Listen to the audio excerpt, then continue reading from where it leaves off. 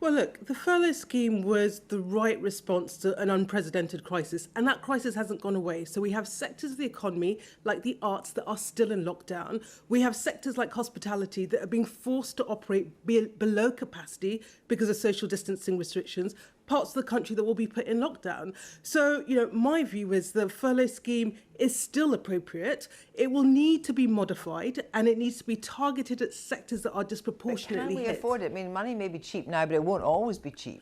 Well, I think we can afford it, partly because the cost, we're looking at mass unemployment, we're looking at businesses that would otherwise be viable collapsing. If we don't look to stem that, the cost of it will be huge going forward. And this, when the cost of financing our debt is at historically low levels, it's absolutely the time to be borrowing in order to prop up the economy. Do you accept that actually some people are going to work more and some people are going to work less and some people just aren't going to? We were looking at going up to, at the end of the year, a 10% unemployment rate. That's going to sit with us for a long time. That is, but I don't think it's inevitable. So there will be jobs that are lost, but government action now is absolutely critical. And the furlough scheme is something we adopted from Germany that fared far better through the 2009 crash because they put the scheme in place.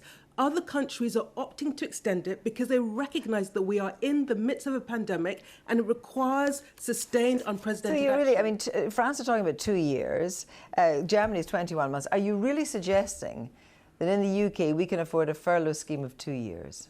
I think we absolutely can, because I think the cost, the counterfactual of mass unemployment will be far more damaging and costly for the economy. So we can afford it. And I go back to the fact the cost of borrowing is at historically low levels. If ever you were going to do this sort of measure for 2 years... we don't have a second furlough scheme. There's not going to be a second furlough scheme. John was saying that the chances of that are very minimal. I think the Chancellor's going to have to rethink. I think when the prospect of mass unemployment is facing us in the autumn, he will look at the scheme and he will think, why it makes absolutely no sense. Why on earth would you not continue to provide the support when you are freezing parts of the economy, which is in essence what the government is still having to do?